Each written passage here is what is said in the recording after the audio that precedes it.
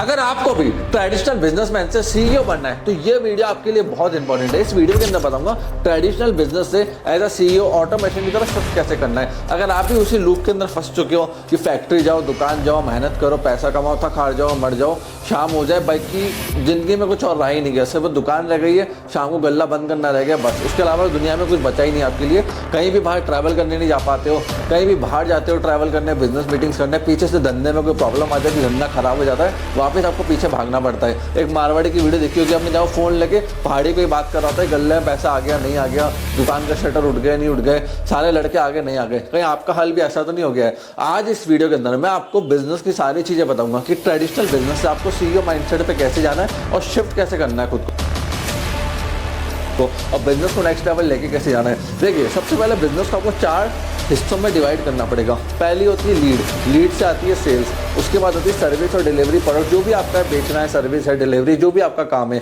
फिर तीसरा डिपार्टमेंट होता है पैसों का, अकाउंट्स का। चौथा होता है सिस्टम एंड ऑटोमेशन का। जिस भी व्यापारी को ये 4 चीजें समझ में आ गई वो धंधे को ऑटोमेट और स्केल अप कर जाएगा।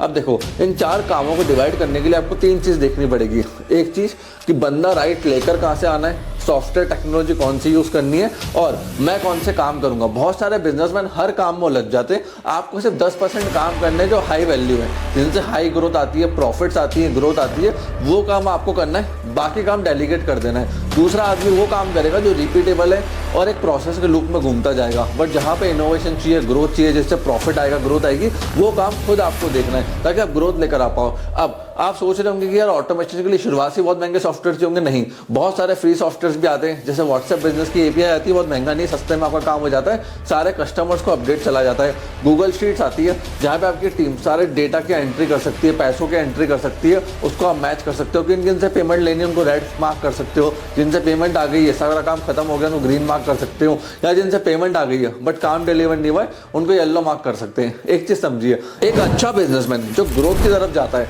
वो साथ साथ लीडर्स को भी हायर करता चलता है। देखो, अच्छी कंपनीज कैसे ग्रोथ एंड प्रॉफिटेबल की तरफ जाती है, लीडर्स का पैकेज सैलरी बहुत अच्छी होती है, नीचे वालों का पैकेज सैलरी हमेशा कम होती है, तभी तो लीडर आरओआई निकाल के देगा, कंपनी प्रॉफिटेबल कहां से होगी।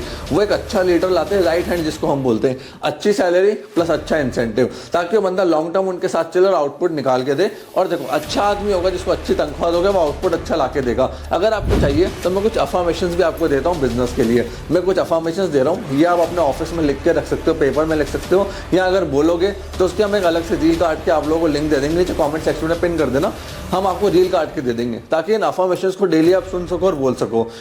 अब मुझे चाहिए, मैं अफर्मेशंस बोल रहा हूँ, मेरे पीछे पीछे रिपीट करना है, लिखते जाना। मेरे को चाहिए एक ऐसा लीडर, एक ऐसा आदमी जो मेरे सारे बिजनेस की टेंशन को, हेडक को अपने ऊपर लेके सॉल्व कर सके। जब मैं ट्रैवल करूं, जिम जाऊं, घूमने जाऊं, कुछ भी करूं, मेरे पीछे से वो ऑफिस को चला सके, पूरे धंधे को संभाल सके, हायरिंग से लेके, रेवेन्यू से लेके, क्लाइंट कस्टमर से लेके, ये बंदा मेरे बिहाफ पे सब कुछ मैनेज करेगा। मैं टेंशन फ्री रहूँगा, ट्रैवल करूँगा, अपनी लाइफ को एंजॉय करूँगा, जो मुझे करना है वो मैं करूँगा, अपनी लग्जरी लाइफ को एंजॉय करूँगा, स्ट्रेस फ्री रहूँगा, पूरी टीम का वर्क ये हैंडल कर पाए, मेरे टास्क में कोई इशू ना आए। ये पर्सन मेरे कंपनी के रेवेन्यूज को, टारगेट्स को, ग्रोथ को, स्केल को, सब चीज़ों में मेरे को मदद करेगा। ये मेरा लॉयल बंदा होगा, मेरा राइट हैंड बनेगा और हर चीज़ में मेरे को मदद करेगा। ये अफर्मेशंस आप पेपर में लिख सकते हो डेली, या एक जगह लिखी हुई हो डेली, उसको सुबह शाम पढ़ सकते हो, या इस वीडियो को बार इसी पार्ट को सुन सकते हो। अब एक लीडर तो अच्छा आप ले आओगे, बट उसको रिटेन कैसे करोगे? उसके लिए आपको उसको गुड सैलरी देनी है, गुड इंसेंटिव स्ट्रक्चर देना है और ग्रोथ का स्ट्रक्चर देना है। तब एक अच्छा आदमी,